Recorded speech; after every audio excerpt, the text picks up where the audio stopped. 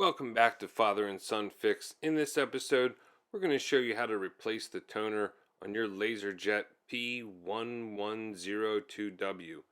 And this is pretty similar for most laser printers, especially these compact desktop laser printers. And here's the first step, removing the toner. And you'll notice this is the toner 85A for this model in case you need a replacement. You're going to search that. Laserjet 85A toner. And if you're just checking for issues with printing, you always want to check this primary charge roller for any debris to make sure you get clean prints.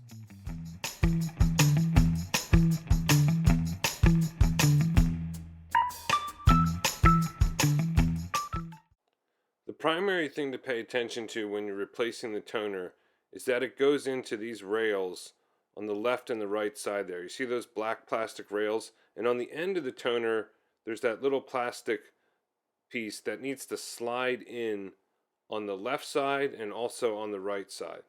So let's get a closer look at that. There it is. You see how that pin slides right in?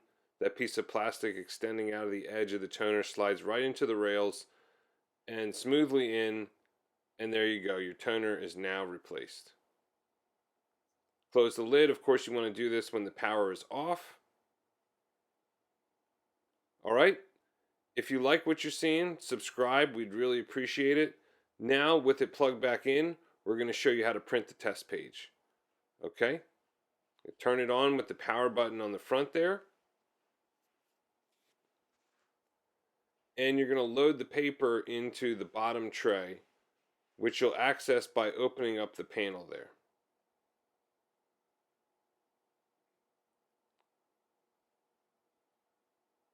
Okay, and extend that piece of plastic to be able to fit the paper in.